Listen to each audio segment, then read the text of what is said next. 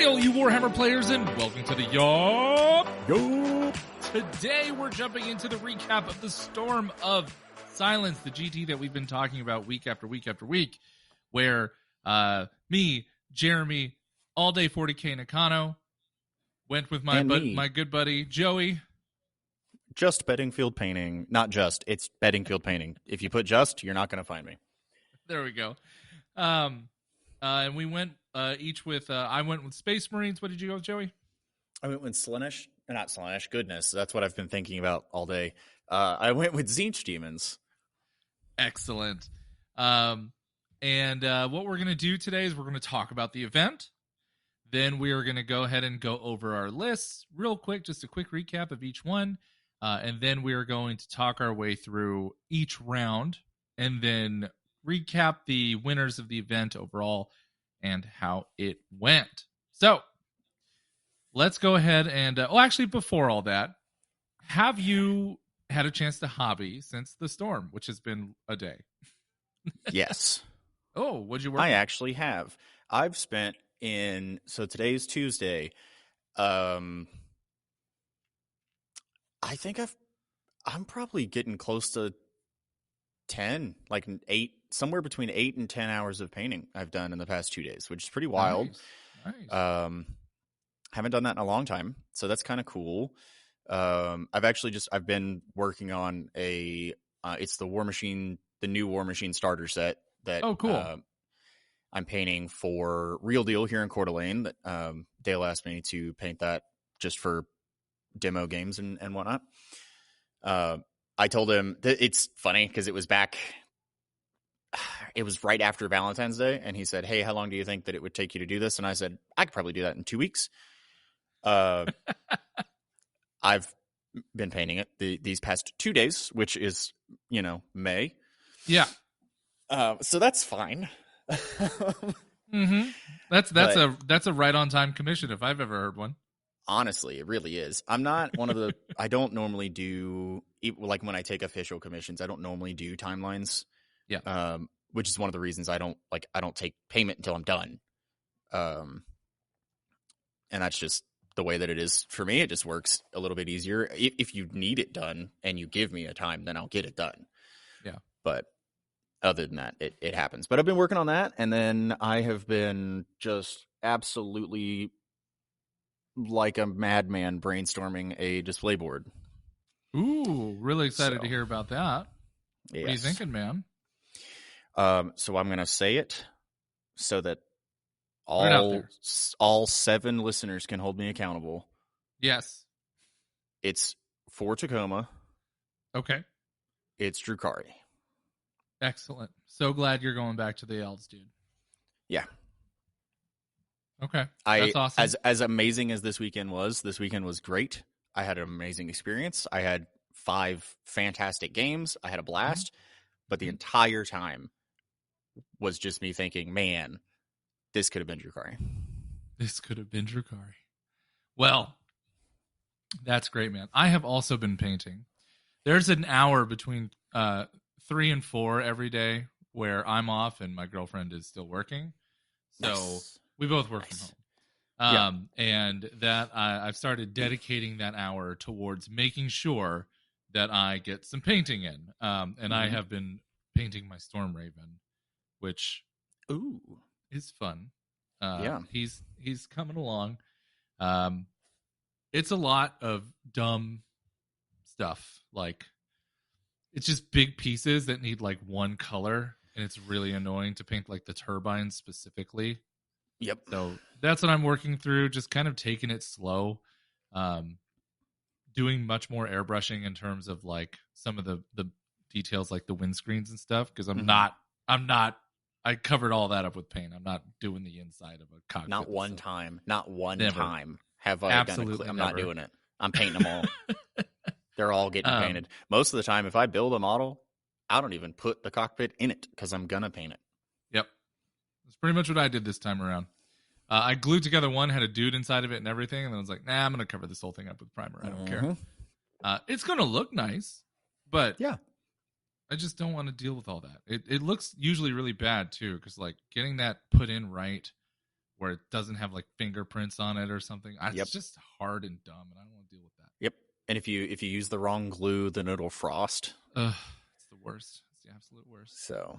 So yeah, painting up the Storm Raven, and then just kind of like I've been doing a lot of like thinking about lists just because of you kind of have to dig into the data sheets with Space Marines right now because it's a tough world out there for us coming up on any event with all these Chaos armies and the sheer lack of damage 3 that is affordable and or effective. Like I would love to bring Redemptor Dreadnoughts again, but they are 210 points for a 2-up 10 wound or 12 wound 10 toughness model without an As a person who played a Soul Grinder this weekend, they could be 180 and it would be fine. Yeah, they would be totally fine at 180 points. And I think the cheapest they were all edition was like 190. So it's like -1 damage is cool, but like, come on. It's obnoxious how expensive they are. Yeah. Sure, they have a bunch of guns, but like all Space Marine stuff has guns, and everything in the game is tooled to kill Space Marines. And the game has gotten so strong in the last 3 months that it's time to like give Space Marines back a few other options because let's face it, it's kind of stale right now for Space Marines. It is. Unfortunately, yes. And even like Space Wolves aren't going to change what Space Marines play. We'll just see Space Wolves again. Yep. Which is cool. Space Wolves are cool, but it's not going to change the average Space Marine player's experience. Absolutely not. Most Space Marines are still going to be playing Ultramarines because +1 wound is amazing. Yeah. And the Ultramarine characters are that good. So until the Space Marines get the major, end of edition glow up, which I hope we don't get an end of edition, but at least for another 2 years. But that's just me. That's a different conversation, but I agree. Yes. Anyway, that's what I've been up to. Thinking about Space Marine lists because that's what I play. I could always go to Grey Knights, of course, but like I like my Orange Boys. But let's talk about the event now. Let's jump into the Storm Silence, which was held out here in Spokane, Washington, over at one of the Davenport hotels. I believe it was the Centennial. Centennial. Yep. There's a bunch of Davenport hotels out here. It's not quite the fanciest one downtown, but it was a very nice one in the area. It was. The venue spacing was awesome, right? Like at maximum, you had one table, like each table was touching another table, but you didn't have 3 tables touching each other. Right. There was never 3 tables, so there's no awkward person playing in the middle that has to walk around 6 people to look at the other side. Worst. That was nice. And then even there are 2 tables touching each other, but there was a minimum of like 18 inches between 2 playmats that was just free space to put stuff down, which was great. Yeah, it was one of the first times at an event where like I just had room to put stuff, which was really, really nice. So like spacing was great, and then the hotel restaurant was fine. I mean, they were a little slow. Surprising. It was it was slow. They were definitely not prepared for what got thrown at them. Nope. But for hotel bar food, it was good. Yeah, it wasn't overcosted. In fact, I would say it's probably the best priced hotel bar food I've ever had. Yeah, it was pretty wild, especially for like the proportions of it. Like, it was a lot. You were getting what you were paying for, which was nice. And it wasn't like, okay, we'll just eat at the bar because there's nothing else here. It was like, no, like we'll eat at the bar. Like it's here and it's good. I'll just go eat at the bar and then I'll come back. It tasted good, which was nice. So, the bathrooms were the best thing about playing at a nice hotel is that the bathrooms are always so well taken care of. Yeah, it's going to smell like a conference bathroom because people have to take shits, right? But it was clean. It wasn't the piss palace that almost like that Tacoma becomes, right? Right. So overall, big thumbs up. From my understanding, all the rooms were quite nice. Not the greatest views. It's Spokane. What are you going to do? But it's Spokane. I mean, trees and sky. Congratulations. Yeah. And that's pretty much it. Anything else on the venue that you want to bring up, Joey? No, I mean, it was an interesting mix. I will say, like, the view from the room was actually pretty nice. It looked at the river, which was kind of cool. Yep. Um, it was Room it was being the interesting actual because event room. the event room, yes. It was an interesting space, and it's interesting to like really think about in retrospect that we only had 104 Yeah. out of 128, right? So where would 24 more people have gone? That's a great question. It feels as though maybe that there might have been another conference room that we might have been able to that he might have been able to rent out Right. instead. And That might have been a little obviously, bit bigger. you know how many people are signed up. You don't have to set up tables for 128. They're not there. So I get that, which was nice because it made it that like it's not an enormous room. No. But we weren't cramped, which felt nice. Yes. It was so great. I'm interested how that would have changed if there was max capacity. Yeah. But it didn't, so we don't have to worry about it. Yeah. A couple other cool things about the event. It's a convention effectively. So we had 30K, we had Sigmar, and we had, of course, the 40K GT, which was awesome because, you know, there was more. There was there was a MCP LVO qualifier upstairs. Yep. So in the same way that we were a golden ticket event, they were for MCP LVO that is the champions, and that's invite only. Yeah. So they had a qualifying event for that, which was really cool. I think they said I talked to Sean about it. He said they had 30 something, which is for MCP very good. Yeah, great turnout. That's awesome. So yeah, they had all kinds of games there, and yeah, it was super fun. So parking wasn't terrible. It was easy enough to find a spot once you got there. They didn't charge us for that, which was nice. And yeah, you're right though. If we had 20 more people, it would have been a little snug. 10 more tables. Yeah. Just not sure where they would have put them. I Probably think it's just down the center. Like, I'm thinking probably down the center, and then there was a little bit of open space, like from 40K to Heresy, and then from Heresy to Sigmar. There was some open space. I think all of that probably would have just gotten squished a little bit. Yeah. Oh, and of course they had 2 mic'd up stream tables, which was cool. They had 1 mic'd up stream table. Oh, was the other one not mic'd up? No, it was not. Oh, weird. Because I tried to watch Drew's game today. Oh. And I will say, like, I really do appreciate the effort. I think streaming is fantastic. And the table one was mic'd, and that was great. Just a little bit more, and I don't know how many times they've tried to do this, right? So just a little bit more practice, and the kinks kind of get worked out. They had table 1 and table 2, and they were 2 different cameras, but they're only 1 stream. Oh. And so in the middle of the game, it's about every 5 or so minutes, it'll just flip to the other game. Fascinating. And table 2 wasn't mic'd. And so like I was trying to watch Drew's game, and they're talking about their rules, and then it flips to the other table who doesn't have mics. So now it's just quiet and magic hands. Gotcha. Okay. And yeah, then, that's unfortunate. Yeah. And then it flipped back to table 1, and they were like halfway through somebody's turn. And I was like, I don't know what's going on now. So I get it. Again, I do very much appreciate the effort, and I think it's fantastic that more people are trying to break into that space. Yeah. If you're going to do 2 cameras, it should probably be 2 streams. I agree.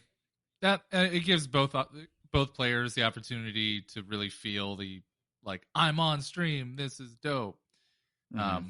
So okay, makes sense to me. Yeah, but I guess it could have been cleaned up a bit. Really, that's the complaint I had.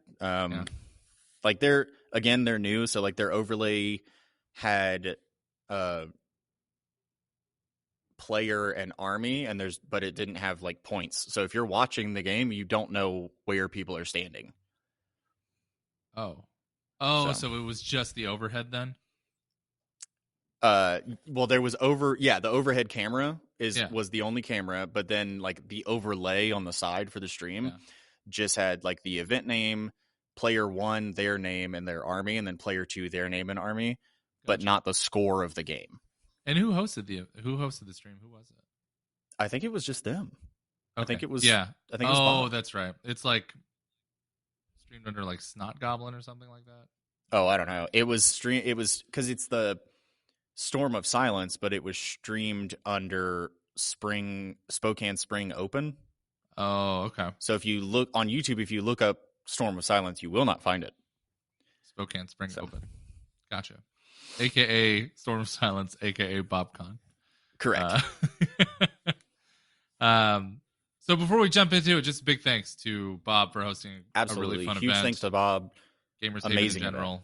Super fun. Really well done. Great venue. I really hope we get to go back there next year because that was This dope. was my first one. Not my first Bob event, but my first Storm. Yeah. Fantastic. I will be continuing to go. This was great.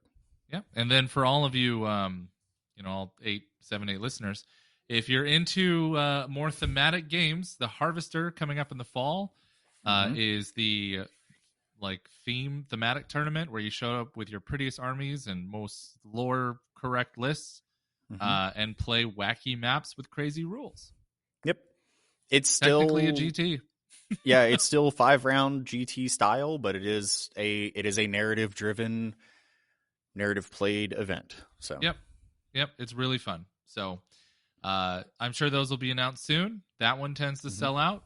Definitely show up. I mean, both of them tend to sell out, but there's some stuff happening where the Canadians are super interested in coming to the US. That one has That one also has a significantly lower player cap. Yeah, you're looking around 50 to 75 people in most circumstances, and I think he caps it around 50 now because he hosts I think at Storm, I think he said 50. Yeah, there's a church across the street. He rents the basketball court, and it's a really cool cute little venue. And the store's across the street. The doors are open all day. It's nice and ventilated. It's beautiful. So, all right, I think we should talk about playing Warhammer. How does that sound? Why not? Let's do it. Excellent. Okay. So, you know what? I'll jump into mine. I tend to go through mine a bit faster, just because I don't sweat the details. Wow. Well, okay. I'm wordy. It's fine. Yeah, it's fine. Don't worry. It's fine. My first game was into a list that I saw and a player who I said, that is the one Eldari list that I super don't want to play against. So of course you did. And so it was my first matchup of the tournament. Zach Fisher, I believe is his last name. Very cool guy. He is just like the most mild-mannered human. It's just really nice. We've been playing almost the same amount of time, effectively. Oh, wow. Okay. Roughly 3 years each, yeah. And we had a very lovely game that was very tactical, like extremely... we were talking through, making sure that do we have a line? Yada, yada, yada. Is this what we do? Right. And it's great. And I love getting in those games with people. It's some of the most fun that I have playing Warhammer, which is just having that, I'm going to do this, just a really, a back and forth, a conversation with my opponent. Yeah. And then round 3 came along. We're jumping to 3? Oh. Well, yeah, round 3 of the game. Okay. Yeah, round 3 of the game. So we were just kind of staring at each other, just drawing secondaries. And I had the edge on secondaries earlier in the game on turns 1 and 2. It was actually very close. And then round 3 hits, and I make a huge mistake where I did not. So I had top of turn. I needed to push Gilliman to the center of the board, where I could stop a rapid ingress of his transport with 10 Dark Reapers in it from popping down and clearing me off an objective. So I forgot to do that. That was a huge mistake because then he lands and he gets a 15 on primary and I get a 5. Right. That's the first big flip. And then it just unlocks all of his secondary pulling power for the rest of the game and really hinders my ability to even claw back.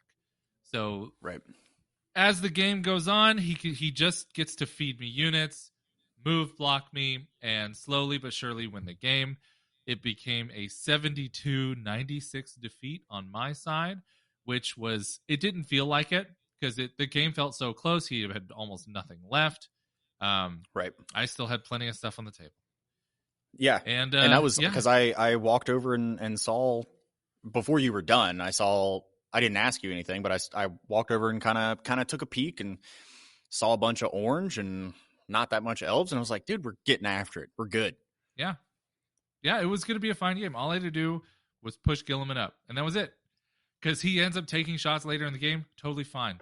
Like, doesn't get killed. Like, I was just like, oh, yeah, he's that durable. Definitely durable guy. So I should have just played him more aggressively and kept that from happening. That was just a silly mistake on my part. But overall, great game. It launched, like, I was just like, it's a game that you don't mind losing because you knew exactly where it happened. The dice didn't do it to you. Nothing negative happened in the game. It was just one mistake, and that's it. Sure. And that's the best kind of Warhammer that I like to play. Yes, So. I think if you're win or loss, right? If the mistake or the defining factor is pinpointable to a single situation, you're playing great Warhammer. Yeah, it was awesome. So that was my round one. Let's jump into yours, buddy. Yeah. So my round one, I ended up playing Connor, one of our listeners, which Connor. was super cool.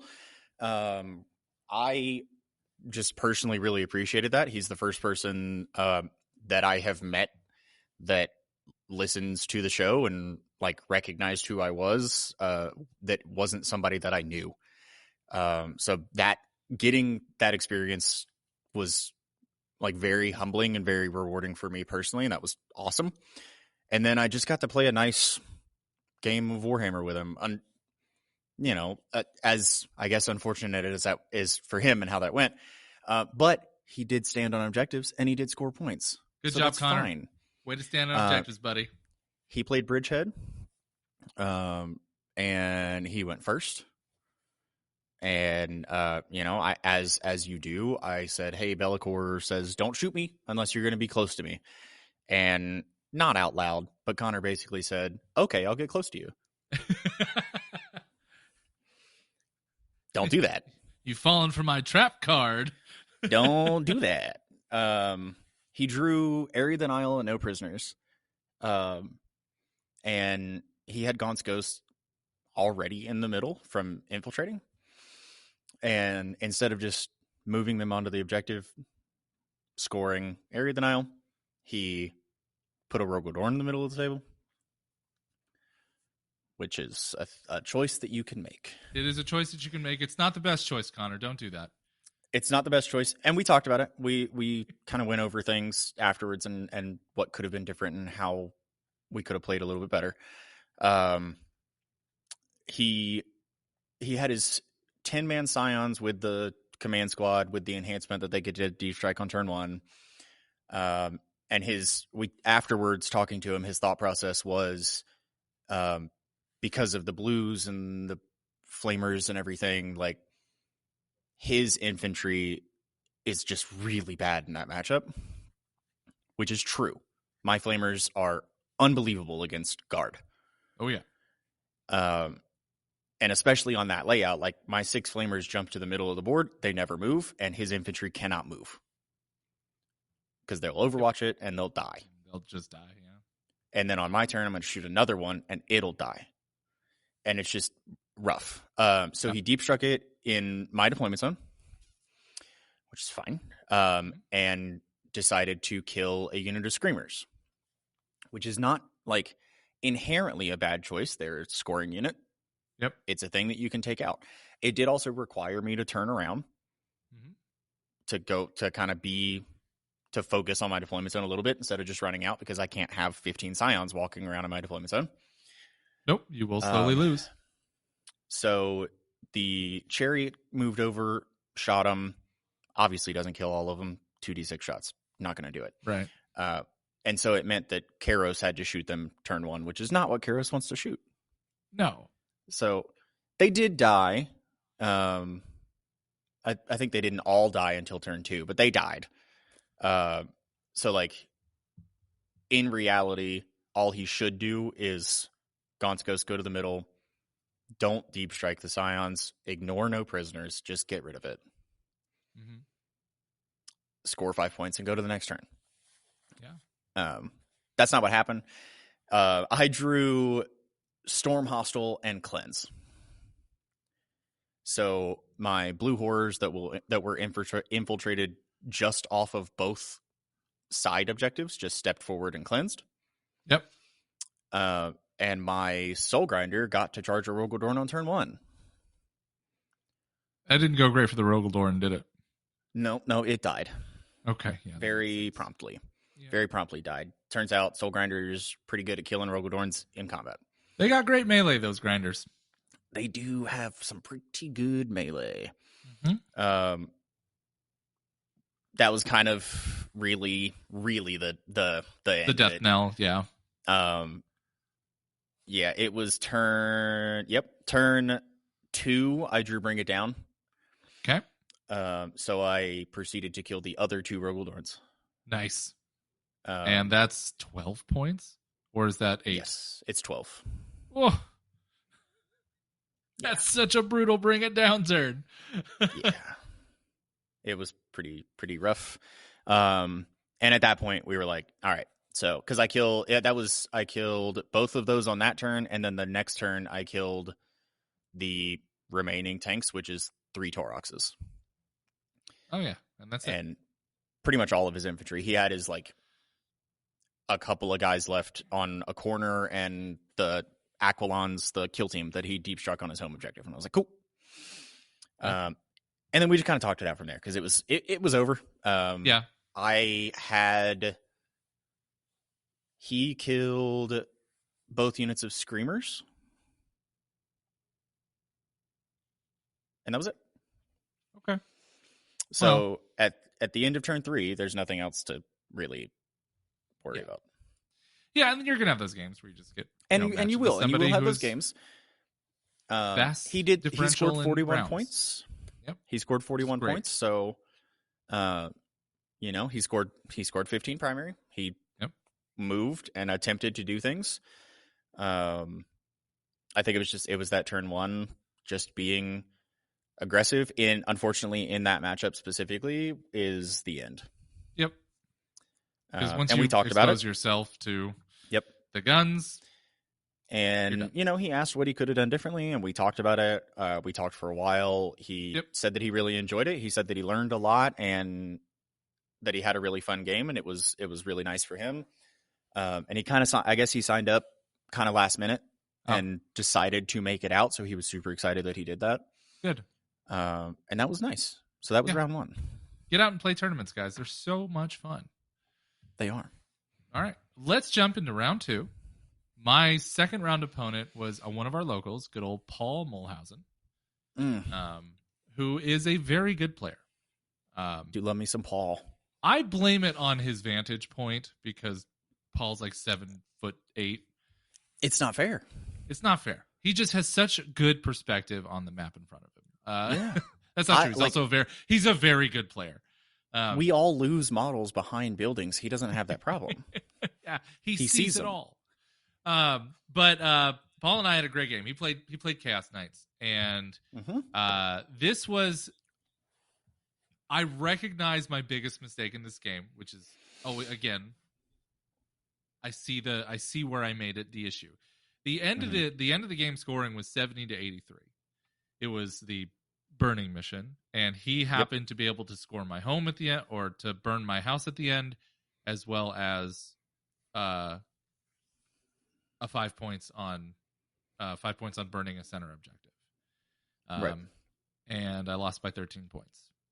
Yeah. So if he doesn't burn your home objective, you lose by 3, and that's a wild game. It's a wild game. And the biggest issue was that, of course, it's layout 8. So it's a little rough for shooting armies in general. But I have my dreadnoughts over at my natural, but not on it.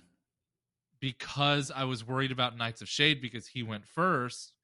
And there was 2 knights sitting on the other side of that wall. But all I had to do was the play that I ended up doing later, which was just move them so that he couldn't Knights of Shade through the wall and put 2 in like a really good position where he would have had to go around them effectively. Obviously, you can go through units too when you do that, but like you can space yourself out so that he Right. couldn't put 2 in there. He could only bring 1 in and have to charge the other way around, and then be set up for heroic. So that was my biggest mistake, not holding primary in a couple of circumstances, or in the second round, primarily second and third rounds, where I was not on top of my my expansion, so I was held to 2 5s. Which that is it, because I crushed him in secondaries, but he just dominated me in primary in the end, and he scored well enough on secondaries, But yeah, that was our game. The dice again were fine. Like, overall play was good. It was just one cowardly mistake early on in the game, which led to my losing. Oh, and then I made a huge mistake with my Reaper. Obviously, the Reaper isn't a big important unit in that matchup, but it is a scoring unit, and I should have just put it in reserves and just waited to use it later in the game when I needed something somewhere, rather than put it into a position where it can get baited out and shot and killed on turn 1 with 2 really good damage rolls. And that's what did it. So that was my round 2 with Paul. Great game, Paul. Thank you very much for number 1, listening, and number 2, being an awesome opponent as always. One day I'm going to beat you. One of these days. One of these days. So what about you, bud? How about your game 2? Yeah. So I got the closest thing that I could get to a mirror match. I played a demon player. I was the only Tzeentch player there, but obviously nowhere close to the only demon player there. I played John. I'm going to butcher the last name. So it's John. He's from Spokane. Oh! De Roulette or De Roulette? Yeah. He's an artist. He's awesome. John is one of my favorite people. Yeah. Super cool dude. Yep. And it was really nice because it's like, well, we both obviously know what our armies do. We found just a horrendous interaction with the Chaos Demon mirror match and the way that Shadow of Chaos works, that it's not one, that I have a shadow and he has a shadow, and we're both in each other's kind of all the time, and it's just annoying. Yeah. It was very weird. So he was playing Incursion. Pretty normal Incursion list. I say, well, it wasn't. It was a very different Incursion list, but I did like it, and it wasn't different in like nowhere. In no way was it different in a bad way. It was different in like really interesting and exciting way. So he had the normal Guo. Yep. As you do. He had a 6-man unit of Blood Crushers. He had a unit of Flamers. He had 2 units of Dogs. He had a unit of friggin' Plague Bearers and the Changeling and all that stuff. He then had 2 Soul Grinders. Okay. 1 Nurgle and 1 Slaanesh. Okay. Very interesting. And then he had 2 Huntsmen. I think that's the most interesting choice so far. Which is very interesting. It's not completely out of the norm. The Huntsman is an amazing model, especially for its points. Okay. Very good. I'm not used to seeing them. I'm used to seeing them in Chaos armies. Right. I'm not used to seeing them in demons. No. So that was kind of interesting. Oh, he had Beast and Nurgle, whatever. Yeah. So that was interesting. That was one of the. I was like, I need to kill those, because don't shoot me unless you're within 18. Doesn't really matter, because that's where they want to be anyway. Yeah. So I need to kill those guys. They represent a unique threat. They do. I went first. I got Cleanse and Engage, so I scored 6 points and I passed my turn.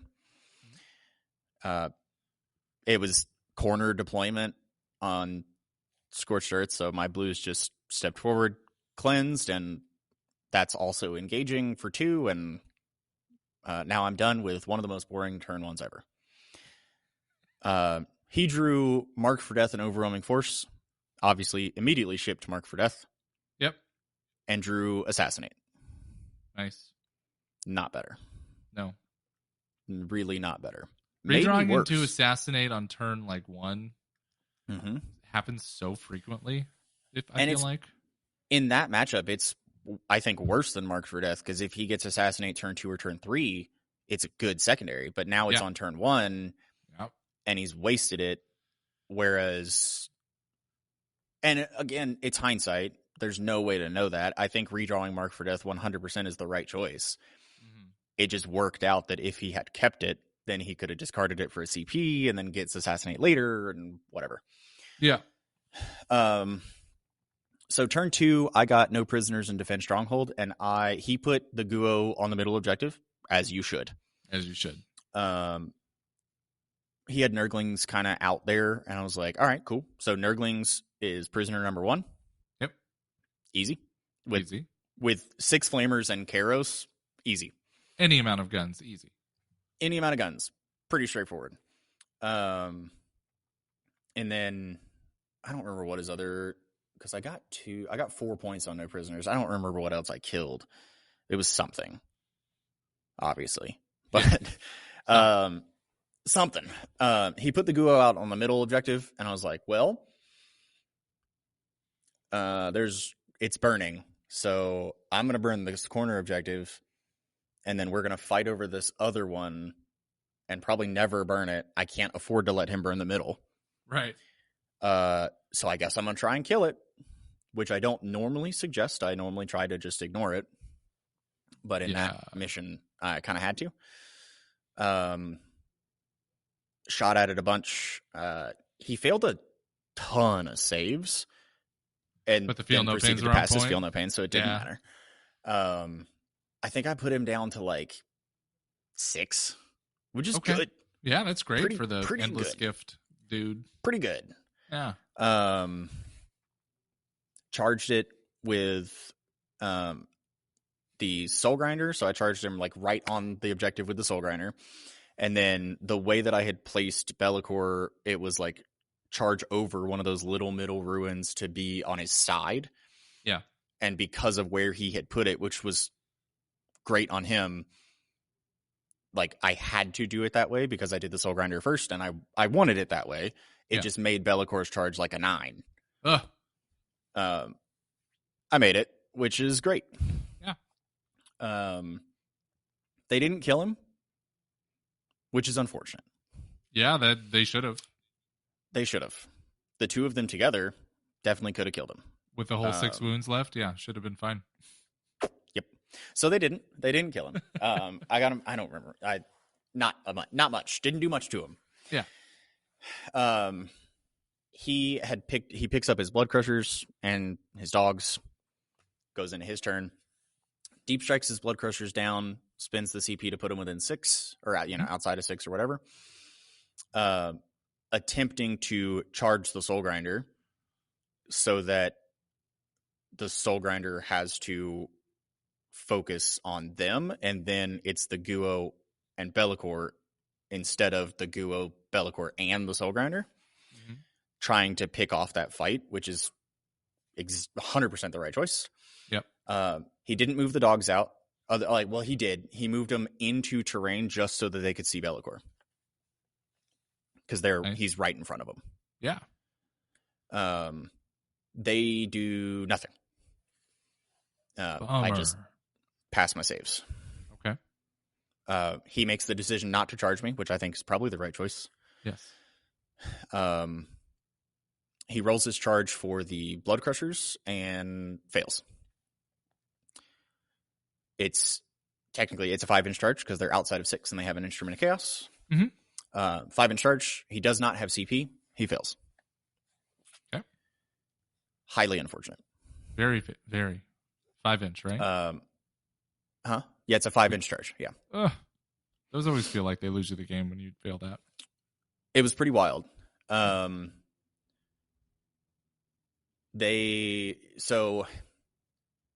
Soul Grinder now is still in combat.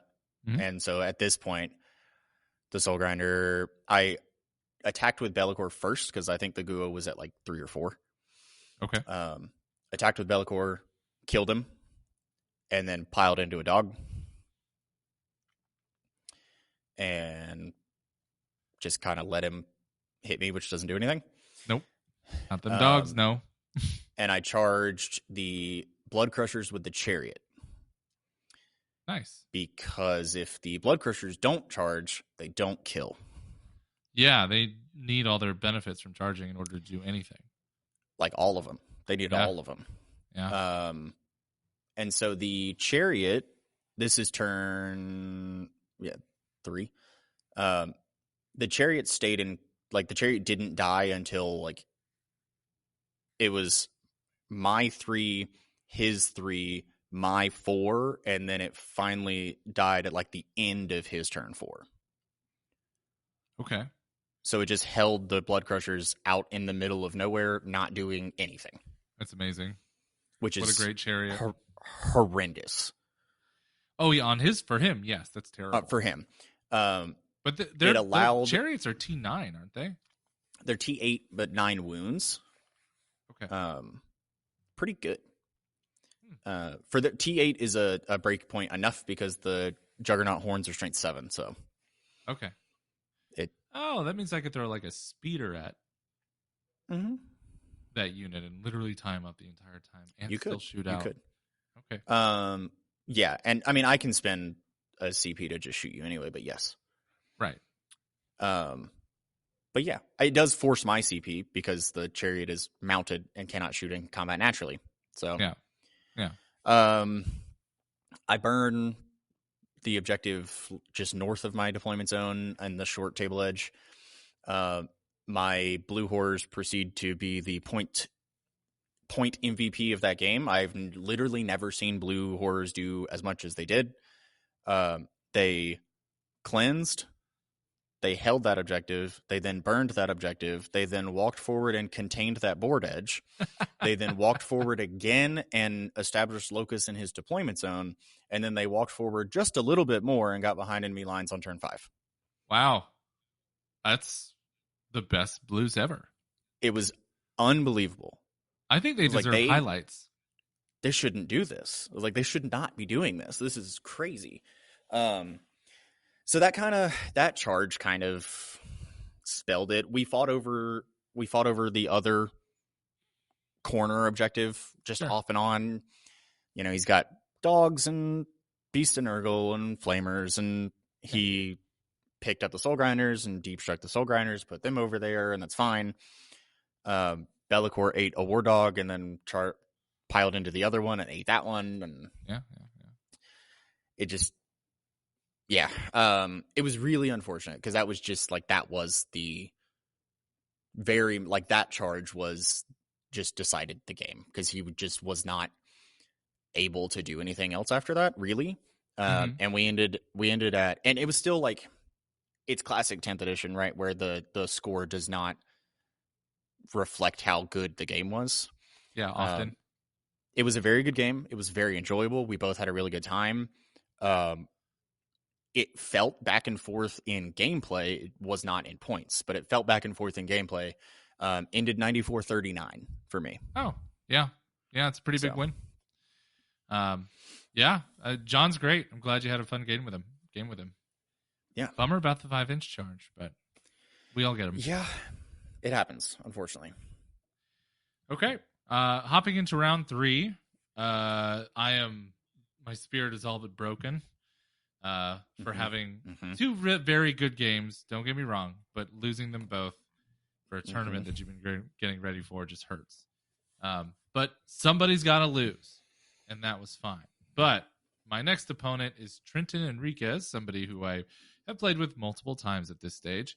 And he was playing Emperor's Children. He had 18 Noise Marines. He had 3 Rhinos.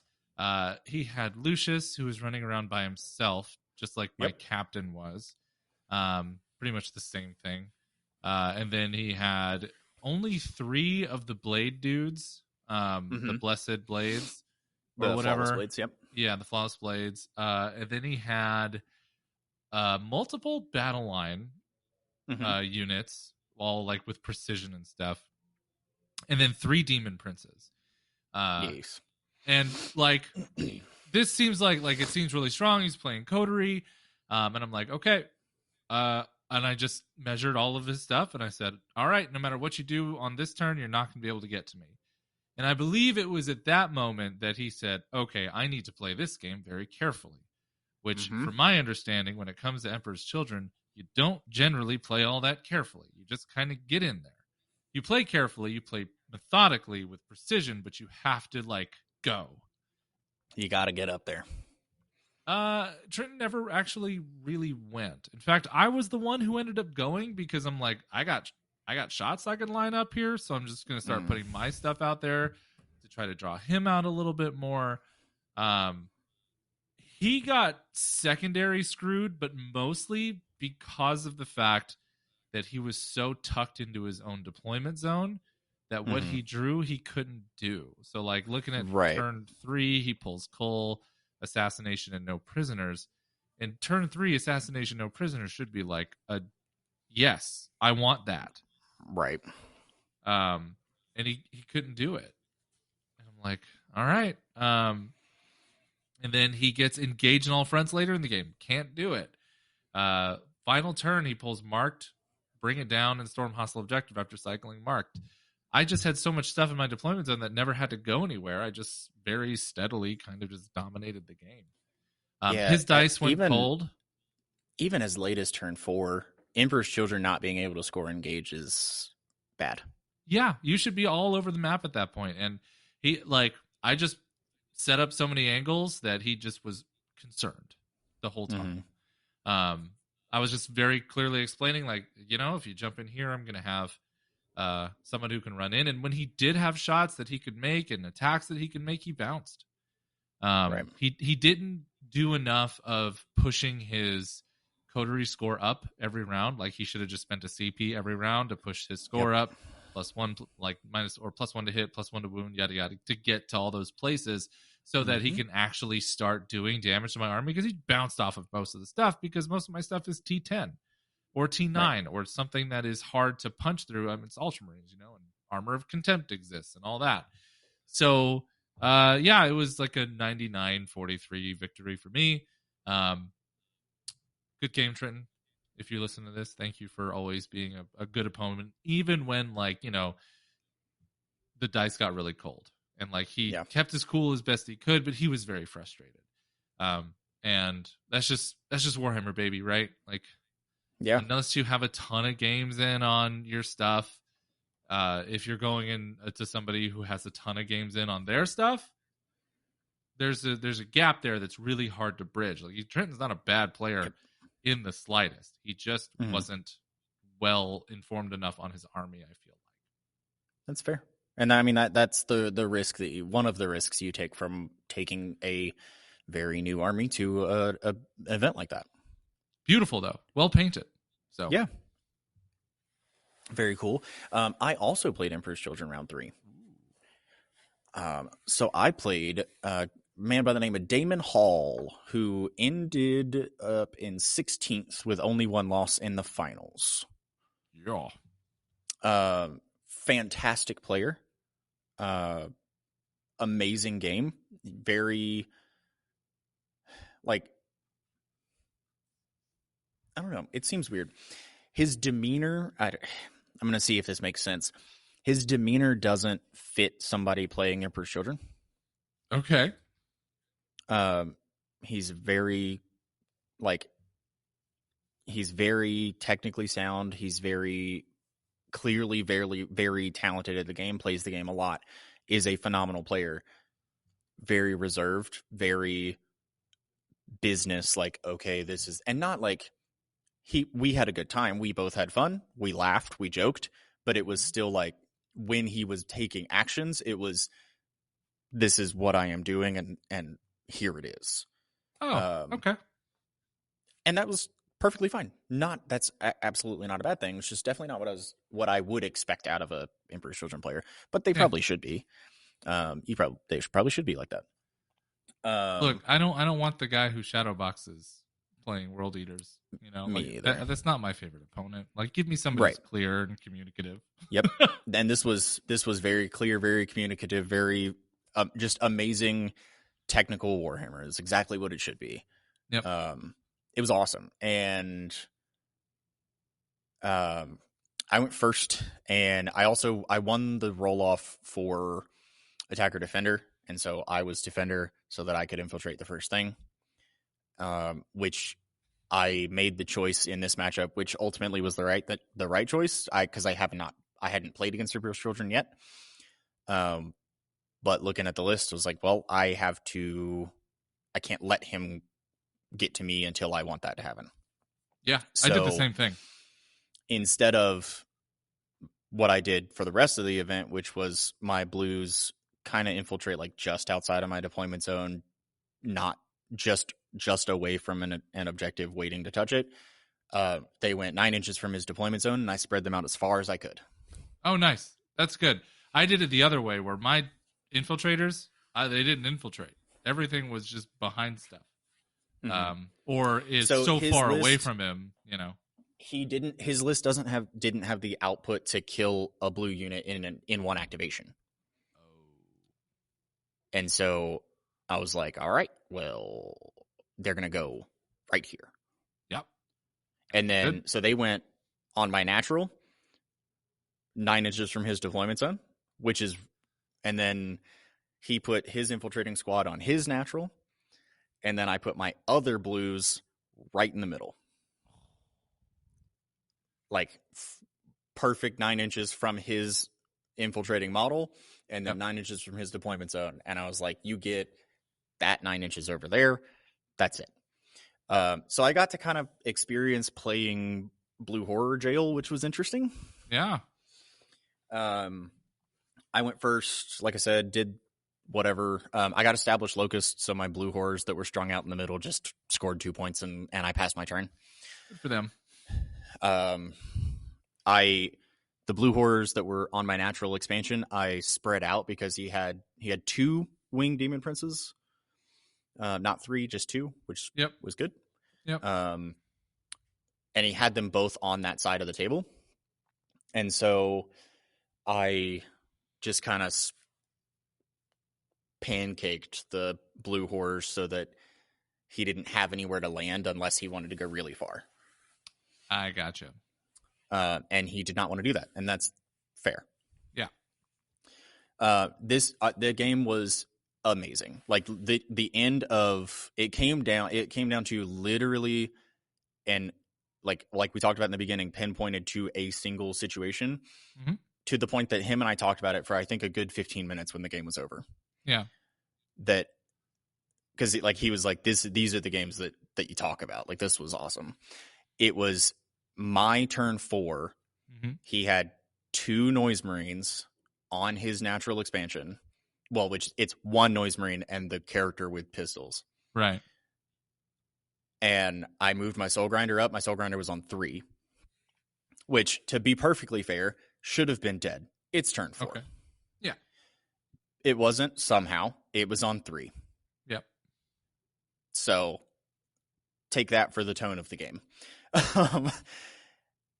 I move it up because I got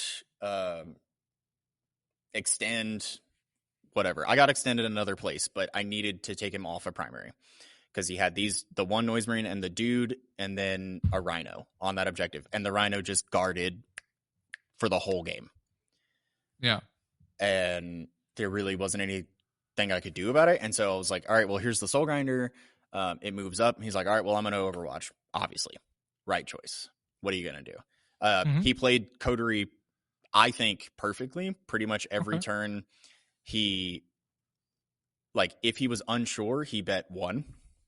Nice. And even on turns that he was set up to kill potentially 4 or 5 units, he would bet 2. Smart. He never bet more than 2. Yep. And it was just every turn he went, oh, I killed another thing. I'll just spend the CP to go up 1. Good. So turn 4, he was at 7. He had everything. Oh, and so it ended up the 1 Noise Marine, and which was obviously a Blastmaster, and the character which was Lord the one with the enhancement to Cacophonous. Yeah. And that was the one with the enhancement to turn it to a 6. That'll do it. Nothing you can do. I have to get there. Yeah. He kills it. And it was like, he killed it on Overwatch, and it was perfect. I had I had no CP, and I had 3 flux tokens, and I failed 4 saves. And they're 3 damage. And there was just actually nothing that I could do. Yeah. Like 100% not a thing that I can change. Yeah. We talked about it. Obviously, like if the Soul Grinder lives, so the end score was 67-76. It was a 9-point game. Great game. Unbelievably good game. Just that situation alone, the Soul Grinder kills the Noise Marines, kills the Rhino. That is a 10-point primary flop, and I win by 1, barring no other changes. Ooh. So, Close one, buddy. Like, actually, in my, like, the way that I look at the game, impossible for me to be upset about. Yeah, truly. It is pinpointed to one situation that was completely out of my control. Mm-hmm. Great game. Sounds like it, man. That's awesome. So, heck yeah. Okay. So that's my first loss. Your first loss. So at the end of the day, I'm 1-2. You are 2-1. Yep. And overall, vibes are pretty high. I come off my first win, and you've had a great game. So, yep. Awesome. I get home and have an amazing night of sleep. Can't complain about that. And wake up the next day, head into the event, into my game 4. To which I played the other Aspect host, Eldari. Yay! So far in this tournament, I go against Aspect host Eldari, which I believe stick a pooter into most Marine matchups. Chaos Marines, which also do the same thing to most Marine matchups. They do, yeah. Have another game that is, not so bad. And then the other one where it's like, okay, it's going to be a nail biter of a game, mostly because like I have so much Elf 10th edition trauma, but like it's now almost like Stockholm. Like I'm just like, yeah, just feed me more elves, man. Let's just keep playing. I'm comfortable with the armies at this point. So it's me and Robin facing off, and Robin is a very cool dude. He comes up to the Real Deal often to play at the RTTs there. He travels with his kids, and they're very well behaved. And Robin Vincent is his name. And he had he had his very much like painted, he brought what he had painted more than anything else, that how he wanted them. And they weren't fully painted. They were battle ready. That wasn't actually the reason, but carry on. Okay. And then he also brought his Jane Czar, which is what the Storm of Silence is based off of. That's what it was. Yeah. And it was a very thematic list where he had 30 of the Fights First elves. Yep. It was 30 Banshees and Jane Czar because that is the Storm of Silence, and that's why he brought that list. Gotcha. And he is somebody who's played Eldar for like his 10 fucking years. Yeah. Yeah, forever. That's the army he plays. It was a lore pick for him. That is why he played that list specifically. Great. And we had an awesome game. Yeah. It was extremely close the entire game. We're both like he gets me a little bit on primary, but like I crush secondaries in the end is really what happens. I had very poor draws. Oh no, he had really poor draws on turn 3, and then I was hit and miss all throughout the game. But I was able to, when I recycled, pull into the right stuff. And then I had a really good last turn of both primary and locate and secondaries, which gave me the win by 3. I had to play very carefully because I didn't actually have to play as carefully as I did. I could have just drove up, honestly, and just did work because there were no real anti-tank. I should have just pushed my Vindicators forward and just kind of like probably steamrolled the game, most likely. Right. I mean, as soon as you kill the Wave Serpents, he really doesn't have any more anti-tank. Yep. He did have a one of the walkers That thing did some work. He was able to scrub out my Reaper after it killed a squad or two, which that majorly diminishes my killing power in his army. And yeah, he ends up positioning better and is so mobile that he could just do and score stuff. My Vindicator had to come in from reserves in my deployment zone so I could try to get marked for death. I didn't even have to do it. I misplayed it so terribly. I had so much stuff in the back corner, and it needed to be in the middle or in his zone at the end of the game. So I got lucky with secondaries at the end. I should have won that game pretty hard just based on the list. But we had a lovely game. Fair. He was an awesome opponent. We just talked the whole time. It was the only game of the tournament that I played the full 3 hours. Most of my games were like 90 minutes long. Right. So, yeah, great game, Robin. Thank you. Solid. Yeah. I proceeded to play into Natalie Hill, which was Big Nat. Fantastic. So good. I met Natalie back at Champions Cup last year. She was there commentating, and then saw her again at LVO, talked to her. She's been at a couple of different Texas events and has met and or played with a couple of the guys on my team. So we kind of all just, people know who she is. But I haven't played her. I've just talked to her and kind of, hung out as people do at events.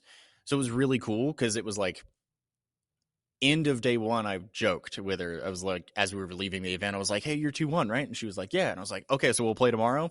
And then we left. And then we didn't get pairings until the morning. So I didn't know, but I got, ended up getting paired against her. At this point, I'm 2-1. So the 4-1 dream is still very much alive. Natalie is a very good player. She is nervous. Yes. But she is a good player. She so. will tell you otherwise, but she is a good player. I know her list and the mission. I think barring dice shenanigans, 9 out of 10 times I win that game. Right. I chose to make I'll put it a little bit more PC than I put it for you at the event. Just a stupid decision. Right. Just tactically, a dumbass decision. I got bring it down on turn 1. There's no reason for me to try to get that. I don't need to do that. I'm going first. I decided I put my Soul Grinder up on the wall in the middle. She still can't see me. He was perfectly safe there. Right. And I said, but wouldn't it be cooler? And wouldn't it be more fun? Wouldn't it be more fun? Because we spent 15 minutes while we were setting up talking about demons and talking about this detachment and the cool things that it can do. She's getting her team ready for a teams event, and they want to play demons, and she wants to play the detachment, and so we were just talking about it. And so I was like, wouldn't it be more fun playing a person who I consider a friend, who I have not played before, to just show the cool things that the detachment can do? And whatever, I could go 4-1, or I could just choose to have a good time with somebody. I made that decision, and I spent a CP, and I charged through the wall into her deployment zone. And I killed a War Dog, obviously. 2 points, baby. Which was sick. Yeah, 2 points. The other 4 War Dogs proceeded to kill my Soul Grinder. Easily, yes. On her turn. And despite that, so that was the huge thing that made it actually just stressful and close as a game. Yep. Because if I don't do that, in this instance, the Soul Grinder killed 1 War Dog. If I play properly, he kills 3 or 4, and I just win the game. Right.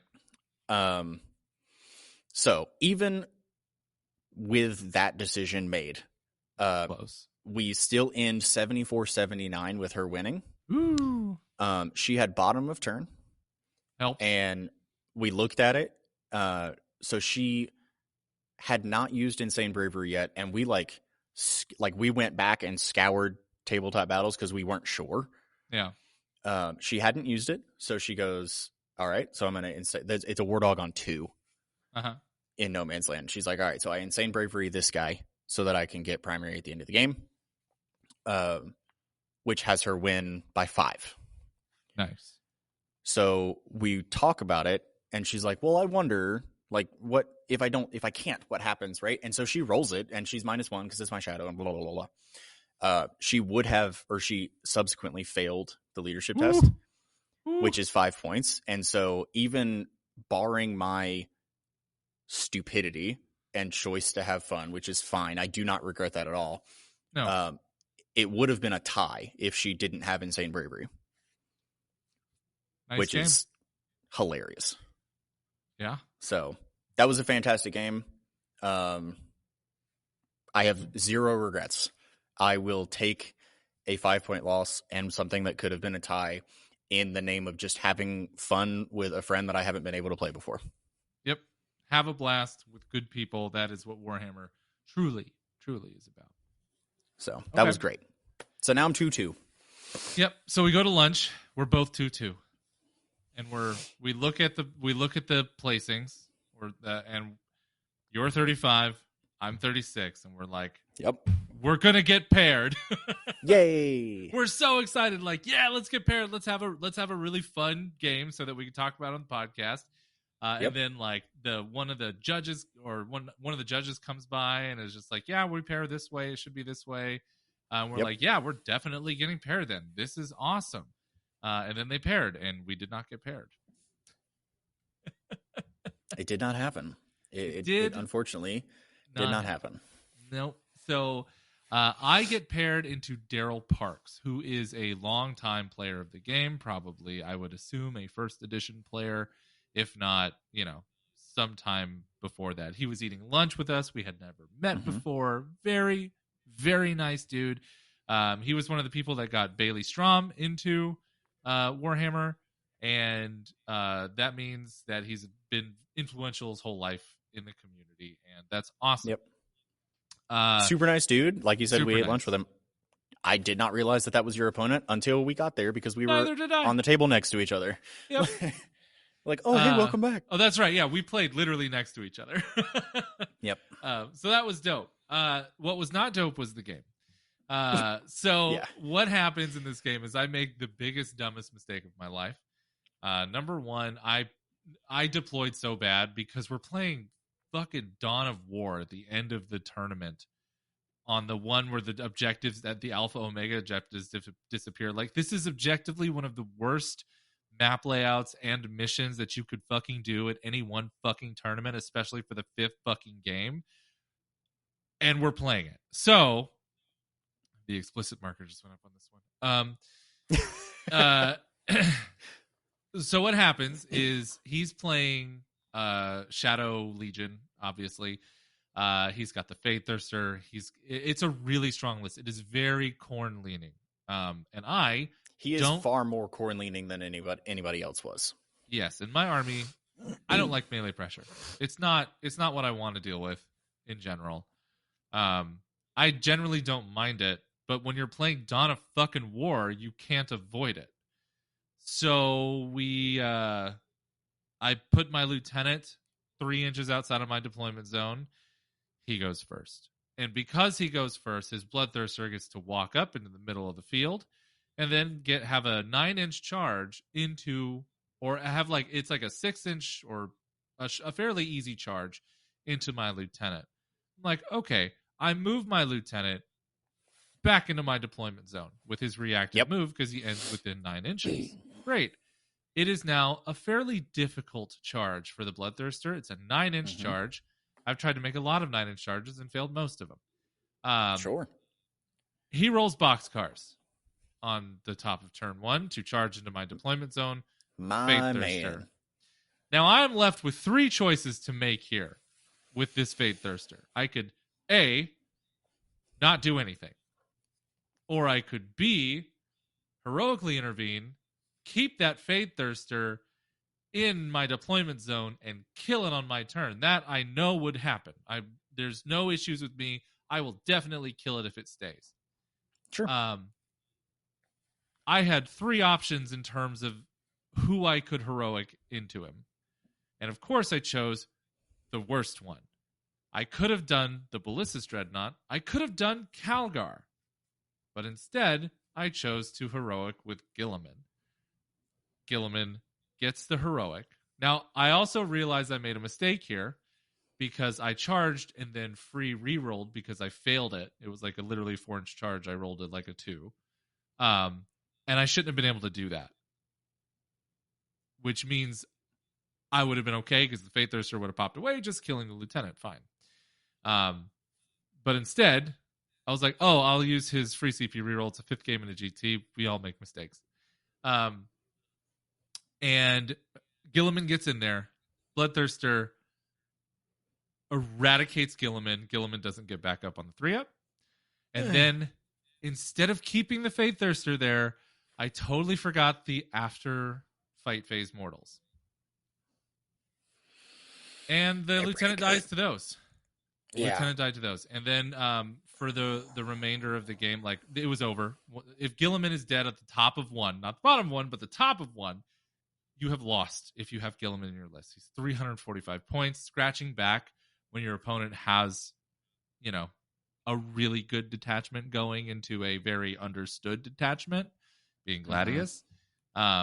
It's just not exactly easy to come back from that. So I was despairing. I was a terrible opponent in my 5th round. I did my best to claw back mentally and emotionally, and then I shook his hand at the top of 3 effectively, or the bottom of 3, and when it hit my turn. And we sat and talked, and, you know, I learned that he has, like, that the tricks that you could pull in that detachment are crazier than I realized, specifically like some of the Marine stuff, the Raptors with the captain and the mortals that they do just for being there. It's like 2 sets of D3 mortals just every fight phase. Wild. Just very strong. So yeah, he just kind of clubbed me, and then I hung out, just chat with people, walked around, talked, had a good time for the rest of the event. He beat me, like, it was like 80 something. Like, we just talked out the last 2 rounds, and it was 80 something to like 38 or something. And overall, I was really pleased to play Daryl. He was the nicest man. Right. And I tried really hard to make sure that, you know, hey, I'm so sorry about, you know, my demeanor and for despairing. But he's like, I've been playing this game forever. I've seen it all. Don't worry. You did fine. Yeah. I felt and he seemed super chill and super nice, and he was like, I get it. Like, that kind of stuff is it is frustrating, right? Like, those having those things happen, it's frustrating. It happens. And he was perfectly happy to sit there and talk to you and laugh and joke around and just continue to have a good time outside of the game. Yeah, absolutely. He rolled real hot for the other 2 rounds that we played. I was like, oh my god, yeah, I can't do this anymore. But yeah, that was my last game. What about yours, buddy? Yeah, so I got to avenge you. So I played Zachary. It's an interesting matchup. He's a very patient player. Yep. I can be. I wasn't super patient, but I also just know, like, in that, I didn't overextend at any point, but I know, like, in that matchup, I know which of his units threatens which of my units. Right. And what I need to take out first. And what I kind of can, like, lock down in various places. It did not go well for him. He bounced off of my 4-up, which happens. And then when that happens, Tzeentch Flamers are just unbelievably good at killing elves. Yeah. And there just wasn't really anything to be done about it. Like, the game was, unfortunately, like, he still had Lycus and her whole squad, but the game was like ostensibly done at like the end of 2. Gotcha. We played it out, and it did matter for like how points come across and everything. He was still able to score some points and deny some things and whatever, but it was pretty much over at that point. Really, at 3, it was over. With between Flamers and he was probably 2 reserved because he didn't move Lycus out. He hid his Dark Reapers behind a piece of terrain and then didn't move them.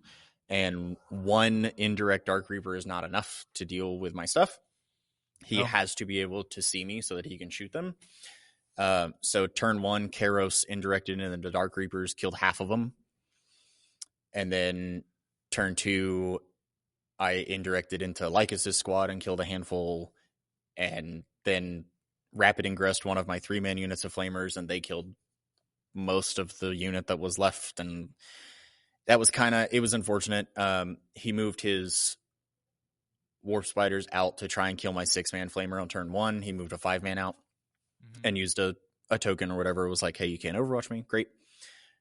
He only killed 2, which is not enough. No. He brought Fuegan and the Fire Dragons that he was leading from Strat Reserve on turn 3, staring directly at Kairos in Melter range, and did 0 damage. 4-ups or? Yes. Nice. Just 0 damage. Yep. Feels bad. Because I am a monster, and he rerolls everything. Yeah, but, 4-ups be 4-ups. 4-ups be 4-ups, and that it was kind of just the way that the game went. He was a great opponent. He was never upset about it. There were a couple of times that like things were pretty crazy on his part in negative ways. There were dice that were like equally crazy and bad on my part, and that was okay. And we joked about it in round 1 because we were like, as long as it stays this way for both of us, it's going to be fine. Right. It didn't. And that's unfortunate. So I won that 88-36. Not much really that could have. The way that it shook out, there wasn't really anything that could have been done, I don't think. It kind of just was the way that it was. So I end that with 3-2. Very good. And that's a fine mid-table total. And it that's is. You know what? That's most of us when it comes down to it. Yeah. So, I will say that I was then very pleasantly, like not pleasantly surprised, I'll say legitimately shocked. Ending 3-2 was 104 players that ended up being there. Yep. 3-2, I ended in 22nd, which good. Was over a dozen higher than what I would have expected at 3-2. Yeah. I ended up as the tied for best 3-2, which was with Kirk. We were both 3-2, and we had the same battle points. So it came after that to our strength of schedule, and his was just a little bit better than mine. Yep. So that puts him in 21st and me in 22nd, and the two of us as the highest ranked 3-2 players, which was awesome. That's great. Unfortunately, not the best demon player. There was one that went 3-1-1, and there was one that went 4-0-1 because he had a tie. So no loss, had a tie. Yep. So not the best demon player, but I'll take 22nd happily. Yeah, that's awesome. It was great. Had a great time. Hell yeah. Now, as for the accolades at the end of the tournament, the winner of the overall tournament was Tim Grant from the Deep Strike Gang. Those were the people who won the last team tournament we were at as well. Mm-hmm. Tim brought what people were confused about in terms of a Death Guard list, where it's like 8 or 9 characters and like a squad for each one. And he performed brilliantly. He scored at least 88 points in every one of his games. Mm-hmm. and kind of just everyone was like, I don't know how I lost, who played into him. Like, it's crazy. Like, it's a Just wild. very comfortably won the event. Yep, very comfortably. As comfortable as there was another 5-0 player, being Donald Plummer, who did not win the event, and normally with that record would have taken home best overall. But that this time around went to Noah Badome, who is a very well-known name, of course.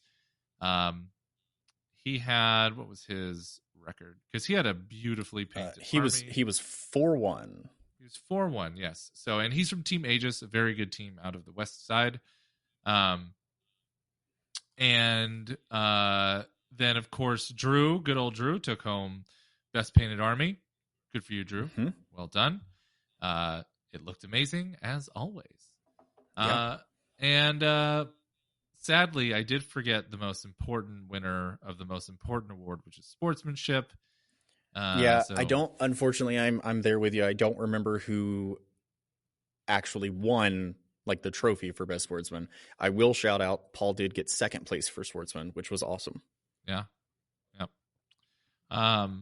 A few really cool shout outs just in general to like players who came in and like crushed games. Mm-hmm. The Thousand Suns player, 5-0, just didn't score enough points because you just don't have enough stuff to score points and to kill your opponent. Yep. We had a Necrons player up in the top. Like, it's a very diverse top 10, which is great. Mm-hmm. We had Space Wolves. We have a Space Wolves, yeah. Playing Sons of Russ. Like, it's dope. Chaos Knights performed very well. Jason Bird showed up, and then I believe it was Tim who put him down in the final round of play. And we had Drew go 4-1, and at that point, he lost round 4, and at that point, I was rooting for him to win. Yeah, we were all really hoping he was going to take it this time.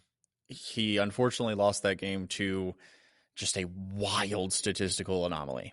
Yep, there's nothing there. Yeah, that's actually what happened. Diced really hard, and even with him being diced as hard as he was, and you could watch this on the stream if you want, guys. He lost by 3. Yeah, it was 4. Still a unbelievably close game. Yep. I will, I'm not going to lay it out for everybody. And Drew, if you listen, I'm going to say the statistical probability of what happened. So if you don't want to hear that, you can mute me for just a second. What ended up happening with him is a 0.0042% chance. Yeah, he needed some 6s on 30 dice and got none. 0. Not a single 6 to kill Magnus. Unbelievable. Just needed 1. Unbelievable. Yep. So, but overall, still, Drew goes 4-1, and like hell of a tournament, buddy. Good job. Like finishing in the top 10. Well done. Yeah. There's just there's players that that are just that work so earnestly hard at the game at every facet that you just can't help but root for, and Andrew Johnson is one of those people. Yeah. Another big shout is to Craig Carlson, who I had never really met before this event, but he brought what I would consider to be the prettiest Ultramarines army to the event, if not the prettiest Marine army to the event. It had the coolest display board. Every single model had been customized. He had 3 games into it before the event, that list that he was playing, and went 4-1. Yep. Good for you, buddy. That was awesome. Unreal Indeed. Now, to acknowledge some stuff that happened, there was a little bit of drama. Apparently, some awards were given out incorrectly, specifically 2 awards for the 30K, one award for the 30K, 1 award for the 40K, which was the best overall awards for both of them. Some math wasn't quite mathed correctly. And the players who were awarded them have been informed that the golden tickets goes to other people. However, However, he is making amends with them in ways that will help them with their travels to getting to where they need to go. Yes. So he acknowledged it publicly, which is... He did. Yes. Yeah, he acknowledged, Bob, it went so above and beyond what he needed to do, and honestly what I think really anybody else at that level would have done. He was completely honest and open about it, was very public with it, to the point that it went on the store's Discord, it went on the store's Facebook page, and it went on his personal Facebook page. Yeah. So obviously it sucks, right? It's a shitty situation. Something was messed up. Somebody thought that they were getting a golden ticket. They're not actually. Somebody else is getting it. That's awful. But,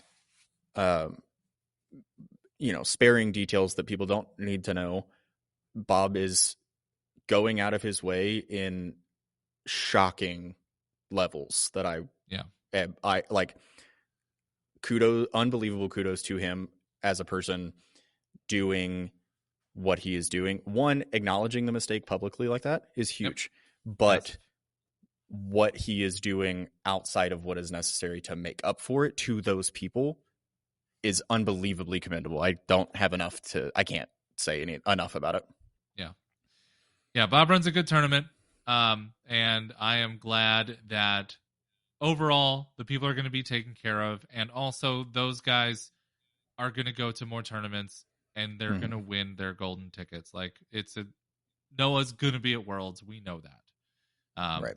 And now it's just going to be easier for him to do that. So yeah, I think that overall wraps it up for tournament coverage. Is there anything else you want to go ahead and drop into before we say goodbye to the people?